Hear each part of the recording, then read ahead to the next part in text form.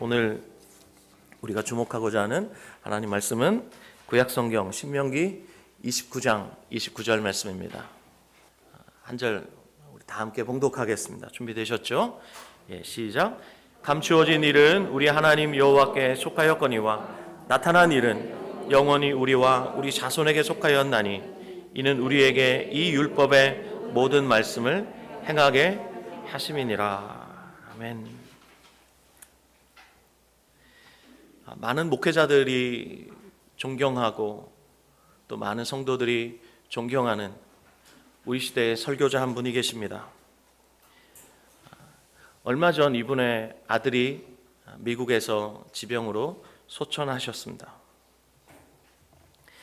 자식을 잃은 부모의 마음을 알 길이 없는 저로서는 이분의 마음을 도저히 헤아릴 길이 없지만, 그런데 아들의 장례식을 치르기 위해 먼 길을 떠나며 동역자들에게 보낸 짧은 글이 제 마음에 지난 한 주간 큰 울림을 주었습니다.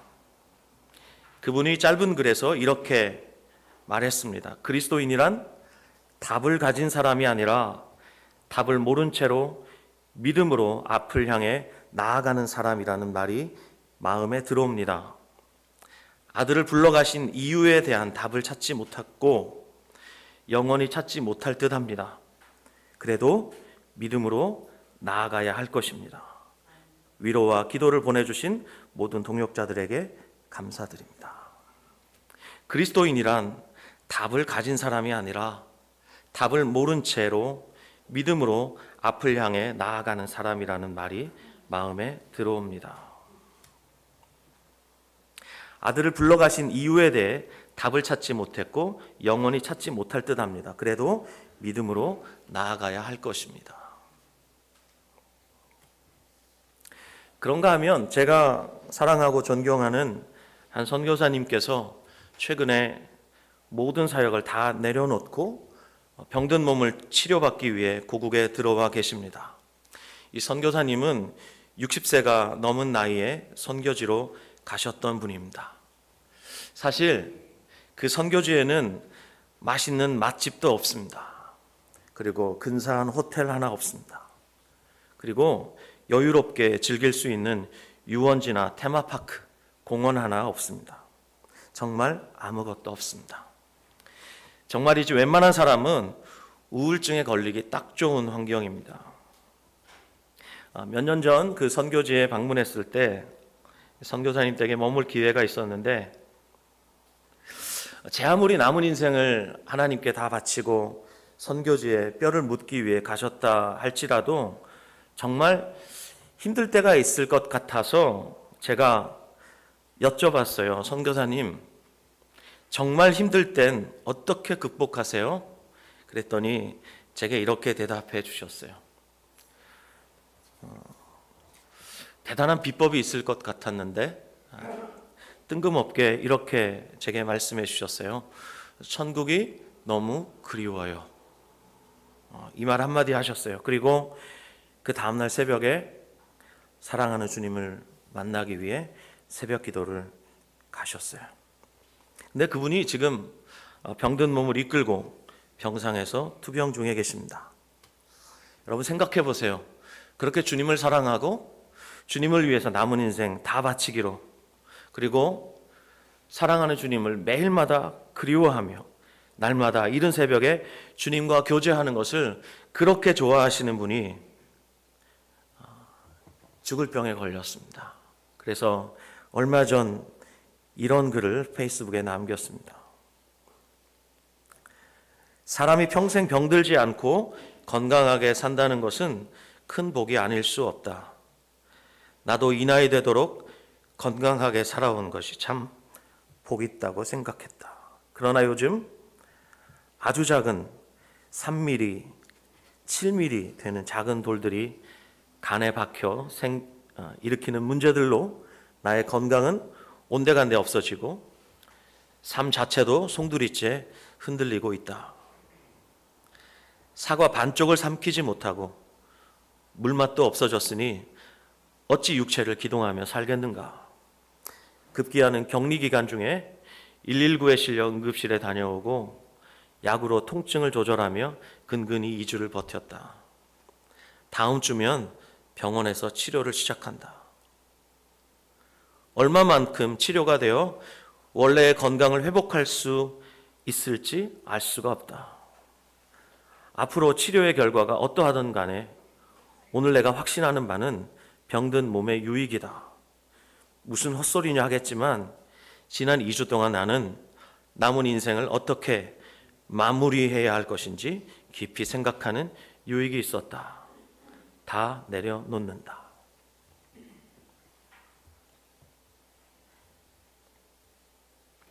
그런가 하면 몇 년 전부터 가까이 교제하고 지내왔던 한 선교사님이 최근에 뜬금없이 교회를 개척한다는 소식을 전해왔습니다.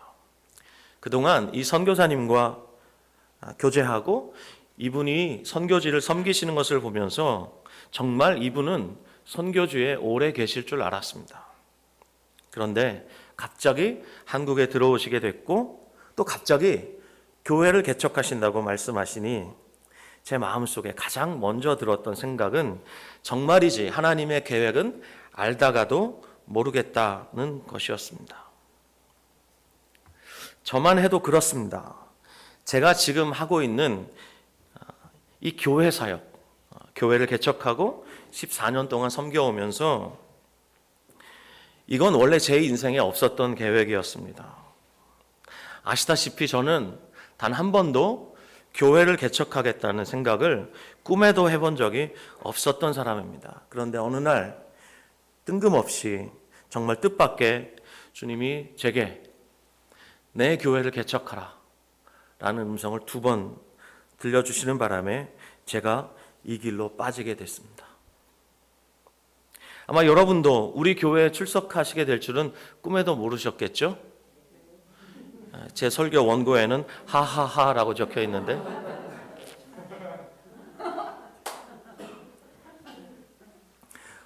어제도 저는 종일 특강을 했습니다.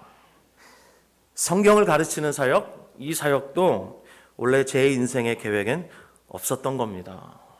저는 성경을 연구하고 엉덩이를 붙이고 진두관이 가르치는 이런 일들은 원래 체질에 안 맞는 사람입니다. 근데 제가 왜 이 사역을 하게 됐을까 한번 생각해 봤어요. 근데 갑자기 몇몇 자매들이 원망스러워지기 시작했어요. 그분들이 저한테 성경을 좀 가르쳐 달라고, 성경을 묵상할 수 있도록 도와달라고 제게 요청하는 바람에 제가 아닌 밤중에 홍두깨라고 성경을 차근차근 연구하기 시작했고, 그리고 창세기부터 요한계시록까지 강의 설교라는 것을 하게 됐습니다. 그 원망스러운 자매가 저기 앉아있네 지금. 그러다가 레위기를 특강을 하게 됐는데 어느새 제가 레위기 전문 강사가 되어버렸어요. 그래서 CBS라는 성경 강좌를 섬기게 됐고 급기야 신학교에서 와서 가르치라고 그래서 제가 5년 동안 신학교에서 전임교수로 가르치게 됐습니다. 사실 지금도 저는 성경을 연구하고 가르치는 일은 참 버겁습니다. 어제 특강을 했지만 특강을 위해서 교재 한 권을 쓰는데 참 많이 벅찹니다. 제 CPU 용량도 많이 딸리고 배운 것도 없어서 성경을 연구하는 것도 그리고 교재를 준비하는 것도 믿으실지 모르겠지만 제 한계를 벗어나는 일입니다. 매번 한계를 경험합니다. 그런데 말입니다. 매번 한계를 경험하지만 그때마다 주님이 저를 붙들고 계시다는 것을 저는 알고 있습니다. 어떤 때는 정말이지 강의하는 제가 놀랄 정도로 제 안에서 제가 의도하지 않았던 말들이 마치 AI처럼 막 쏟아져 나올 때가 있습니다. 그때는 말하면서 제가 속으로 이렇게 고백할 수밖에 없습니다. 정말 주님이 하고 계시네요. 원래 이런 일은 제 인생에 없었던 겁니다. 또 지난해 말에 올해를 시작하면서 제가 결심한 것이 한 가지 있었습니다. 그건 뭐냐면 매달 CBS 특강을 하리라. 아주 호기롭게 제가 한번 해보겠다고 아주 굳게 마음 먹고 제가 연구할 책들을 이만큼 준비했습니다. 근데 코로나 사태가 터지면서 모든 계획을 다 멈출 수밖에 없었습니다. 그리고 이제나 저제나 하다가 9개월이 훅 지나버리고 말았습니다. 그러다가 이래선 안 되겠다. 그래서 제가 부천 CBS 섬기는 우리 권사님들 또 전도사님들, 그러니까 그분들과 함께 만나면서 이래선 안 되겠다. 그래서 제가 특강을 그러면 한번 해보겠습니다. 그래서 그분들 중심으로 이제 특강을 하려고 했는데 이것이 인터넷을 통해서 온라인으로 강의를 하게 되었습니다. 그래서 지난달부터 관점 시리즈로 3번에 걸쳐서 특강을 하고 있습니다. 하지만 다음 달에는 3번째 시리즈 특강을 할 수 없게 될지도 모릅니다. 그런가 하면 올 2월에는 아내와 함께 딸 수지를 데리고 제주도로 여행을 갔었습니다. 제 딸은 여러분 아시겠지만 아틀이라는 선교단체에서 선교사로서 7년차를 살아오고 있습니다. 근데 올 초에는 공동체를 떠나야 하는지 심각하게 고민하고 있었던 때였습니다. 그때 저와 제 아내가 마지막일지 모르는, 선교사로서의 마지막일지 모르는 제 딸을 데리고 제주도로 갔습니다. 가서 여러 가지 얘기를 하다가 저희는 꿈에도 생각하지 못했던 일들이 그 다음부터 벌어지기 시작했습니다. 그로부터 2달 후에 갑자기 결혼을 하게 됐습니다. 그리고 몇 달이 못 돼요. 덜컥 임신을 하게 됐습니다. 그리고 내년 2월이 되면 덜컥 출산을 하게 됩니다. 그러니까 이 모든 게 2020년을 시작하던 날에는 전혀 예상할 수 없었던 사건들이었습니다. 이렇게 저와 가까운 사역자들의 이야기, 제 가족들의 이야기만 해도 이렇게 종잡을 수가 없고 내일 무슨 일이 있을지 때로는 도대체 모르겠고 왜 하나님을 사랑한다고 말하는데 그런 일들을 허락하실까 아무리 생각해봐도 도무지 답을 찾을 수 없어서 답답한데 여러분 각자는 또 얼마나 예측할 수 없는 변화무쌍한 여러 가지 일들을 겪으시면서 올 한 해 동안 얼마나 놀라고 얼마나 마음 졸이고 또 얼마나 불안해하고 초조해하고 하나님을 의심했을까 생각해 봤습니다. 오늘 이 본문 말씀을 제가 다 강해할 수 없을 만큼 이 짧은 한 절에는 너무나 깊은 이야기들이 들어있기 때문에 오늘은 감추어진 일에 대해서만 여러분과 나누려고 합니다. 본문에서 감추어진 일이라고 번역된 히브리어 단어는 하나님의 비밀스러운 섭리 안에 있는 모든 일을 말합니다. 그래서 이 하나님의 비밀 안에 감추어져 있기 때문에 인간으로서는 도무지 알 수 없는 것을 가리켜 감추어진 일이라고 오늘 본문에서 말씀하고 있습니다. 이것은 하나님께 속해 있는 것입니다. 이것을 신학적인 용어로 말하면 섭리라고 할 수 있을 것입니다. 우리는 하나님의 섭리에 의해서 오늘도 살아갑니다. 근데 그 섭리를 우리는 볼 수도 없고 다 알 수도 없습니다. 매월 셋째 주 우리는 교회사 속에서 소금과 빛으로 살아갔던 하나님의 사람들을 주목하고 있습니다. 오늘은 이 감추어진 일, 이 주제와 관련해서 여러분에게 소개해 드릴 분은 작고하신 분이 아니라 현존하고 있는 미국의 한 신학자입니다. 바로 타임지가 선정한 미국 최고의 신학자이며 기독교 윤리학의 세계적인 석학으로 알려져 있는 스탠리 하워워스라고 하는 교수입니다. 제가 이분을 여러분에게 지금 간단하게 소개하는 이유는 이분이 대단한 신학적 업적을 남겼기 때문이 아닙니다. 물론 아주 대단한 신학적 업적을 남기신 분입니다. 그리고 이분의 화려한 명성 때문에 여러분에게 이분을 소개하는 것도 아닙니다. 오히려 이분의 화려한 명성 그 이면에 어둡고 아픈 면을 여러분에게 소개하기 위함입니다.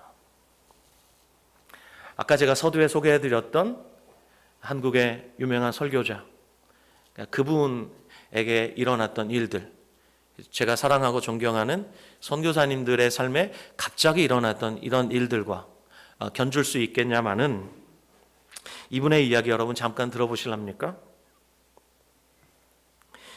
이분의 아내는 이분의 명성과 또 이분의 화려한 업적과는 반대로 심각한 정신병을 앓고 있었습니다.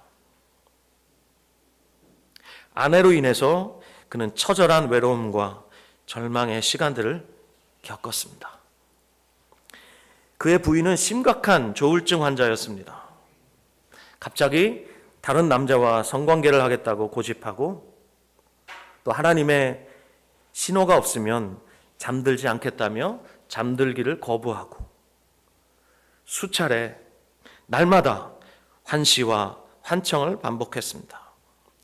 이런 아내를 이 교수님은 보살펴야 했죠. 그리고 아내로 인해서 고통받는 아들을 아내로부터 지켜야만 했습니다. 그는 아내의 정신병으로 인해서 미칠 것 같은 고독함을 감내하며 끊임없이 에너지를 소진해야 했다고 그의 자서전에서 털어놓았습니다. 그가 쓴 유명한 책에서 그가 이렇게 말했습니다. 나는 기독교 신학자다. 사람들은 내가 이런 질문에 답변을 가지고 있을 것이라고 짐작한다. 난 이런 질문에 뭐라 답변해야 좋을지 전혀 알지 못한다. 내가 기독교 신학자로서 살면서 배운 것이 있다면 우리가 이런 질문에 답변하지 말아야 한다는 사실 정도가 될 것이다. 우리의 인간성이라는 것은 그런 질문을 자꾸 하게 만든다. 만약 우리가 현명하다면 침묵 안에 머물러야 한다. 그러면서 제가 서두에 소개해드렸던 우리 시대의 설교자, 그분이 아들을 잃으면서 동역자들에게 보냈던 그 짧은 글의 내용과 거의 대동소이한 이야기를 여기서 고백하고 있습니다. 기독교인이 된다는 것을 배우는 것은 답이 없이 사는 것을 배우는 것이다. 답이 없이 사는 방법을 배우면 기독교인이 된다는 것이 정말 훌륭한 일이 될 것이다. 믿음이라는 것은 답을 모른 채 계속 살아가는 것이다. 너무 쉽게 말한다고 생각할 수도 있겠지만 이런 나의 주장이 최소한 내가 기독교인으로서 살면서 내 인생이 왜 무진장 흥미로운지를 설명해 줄 수 있다고 생각한다. 대단한 해악입니다. 이 슬픔을 비틀어서 웃음으로 승화시킬 수 있는 이 여유, 이건 정말 삶을 깊이 묵상하고 관조하는 사람에게서만 나올 수 있는 것입니다. 얼마 전에 뇌과학자가 발견했다는 비밀을 제가 듣고 고개를 끄덕일 수밖에 없었습니다. 우리 뇌에는 이 욕심을 관장하는 중추가 있다 그래요. 여기 정수리 부분에 있다고 하는데 보통의 사람들은 이 욕심의 중추가 굉장히 활발하게 활동을 한대요. 그런데 묵상을 깊이 하는 사람, 그리고 우리 기독교인이 아니지만 명상을 깊이 하는 사람, 이런 사람들은 이 욕심의 중추가 굉장히 억제되어 있대요. 무슨 얘기냐면 우리가 우리의 인생을 하나님의 말씀에 비추어서 깊이 묵상하지 않으면 우리는 욕심에 사로잡혀 살아갈 수밖에 없어요. 뇌과학자의 과학적인 발견이지만 이것은 우리에게 주는 굉장한 지혜입니다. 어떻게 육신의 욕심을 제어할 수 있을까? 어떻게 좁은 길 걸어갈 수 있을까? 고민하지만 하나님 말씀을 묵상하지 않는다면 여전히 나는 세상에 이끌려서 그들의 가치관을 따라서 살아갈 수밖에 없다는 사실을 이 내 과학자의 작은 발견을 통해서 제가 듣게 되었습니다. 사랑하는 여러분, 날마다 제가 말씀을 묵상하여 그 묵상한 말씀을 영상으로 올리는 이것이 어줍지 않은 일이라고 생각하십니까? 그렇지 않습니다.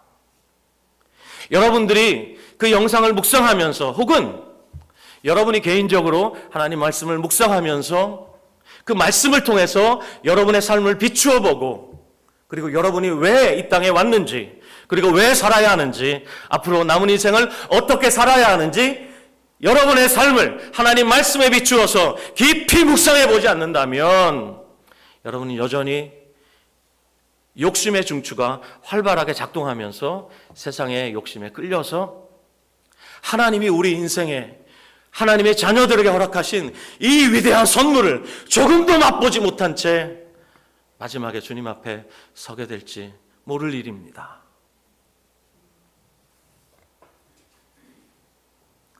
여러분, 그러므로 오늘도 제가 여러분에게 호소합니다. 제발 하나님 말씀 앞에 날마다 서시기를 바랍니다. 큰 소리로 아멘! 이건 아멘 하셔야 될 일입니다. 100번 아멘 하실 일이고 여러분이 날마다 그리스도인으로서 합당하게 살아갈 수 있는 이 길, 하나님이 허락하신 은혜의 방편, 우리가 한 책의 사람이라는 것을 여러분 아십니까? 여러분, 욥이 고난당했던 이유를 여러분은 아시죠? 하나님이 사탄에게 욥을 시험하도록 허락하셨기 때문입니다. 그런데 욥은 자신이 왜 고난을 당하는지 그 이유도 모른 채 그 끔찍한 고통을 당하게 됩니다. 그런데 주님은 한 번도 욥에게 그 이유를 설명하시지 않았습니다. 그리고 욥기서 42장까지 읽어봐도 욥은 끝까지 그 이유를 모른 채 욥기가 끝이 납니다.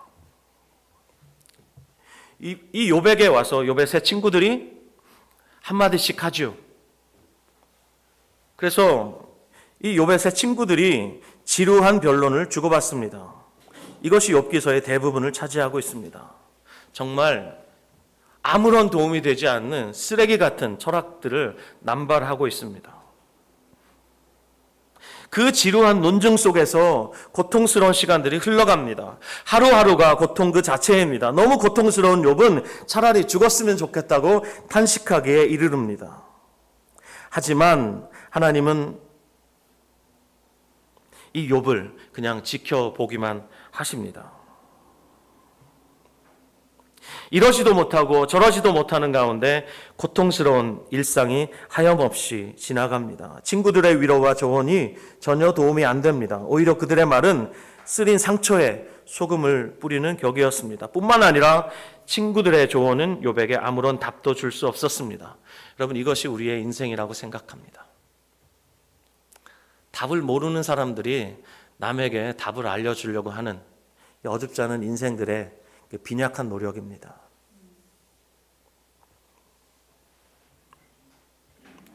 사탄이 욥을 참소하면서 한 말이 있어요. 까닭없이라는 말이에요. 전에도 제가 한번 소개한 적이 있는데 다른 건 다 몰라도 오늘 여러분 마음속에 사탄이 욥을 참소하면서 하나님께 고자질했던 이 표현은 여러분 가슴속에 좀 새겨가십시오. 까닭없이. 욥기 1장 9절 제가 읽어드리겠습니다. 사탄이 여호와께 대답하여 이르되 욥이 어찌 까닭없이 하나님을 경외하리이까? 무슨 얘기인가요? 바꿔 말하면 욥이 까닭이 있으니까 하나님을 경외한다는 말이에요. 하나님께서 아무것도 안 주시고 하나님이 욥을 그냥 버리시면 욥은 하나님을 경외하지 않을 겁니다. 그런데 하나님이 이것도 주시고 저것도 주시고 넘치도록 복을 부어주셨으니까 하나님을 경외할 수밖에 없지 않냐고 사탄이 욥을 참소한 것입니다. 그래서 하나님이 사탄에게 욥의 소유물을 다 맡겨버립니다. 다 치라는 거예요. 단 생명은 건드리지 말아라. 이렇게 해서 욥이 설명할 수 없는 고난을 겪게 됩니다. 하나님이 사탄에게 욥을 시험하도록 허락하신 이유가 뭡니까? 욥이 까닭없이 하나님을 경외하기를 원하셨기 때문이에요. 예전에 전도할 때 저 이렇게 전도했어요. 예수 믿으면 잘 됩니다. 이것도 잘 되고 저것도 잘 되고 그러므로 예수를 믿으셔야 합니다. 믿고 복 받으시기 바랍니다. 제가 전도한 내용이 뭔 줄 아십니까? 여러 가지 까닭을 제시한 겁니다. 까닭이 있으니까 예수 믿으라고 제가 전도한 겁니다. 하지만 틀렸습니다. 하나님이 요구하시는 삶은 까닭이 없어도 하나님을 경외하라는 것입니다. 우리가 까닭 없이 답을 모른 채 하나님을 경외하는 삶을 살 수 있다면 까닭 없이 이유도 설명하지 않은 채 다가오는 시련과 고통이 별 문제가 안 될 겁니다. 여러분 지금 제 말을 이해하십니까? 오늘도 철로역정 얘기를 하겠습니다. 철로역정을 읽다 보면 주인공 크리스천이 해석자라는 사람의 안내를 받아서 한 작은 방에 들어가게 되는데 그 방의 한쪽 벽에 불길이 활활 타오르고 있습니다. 그런데 누군가가 그 불길을 끄려고 끊임없이 물을 쏟아붓고 있습니다.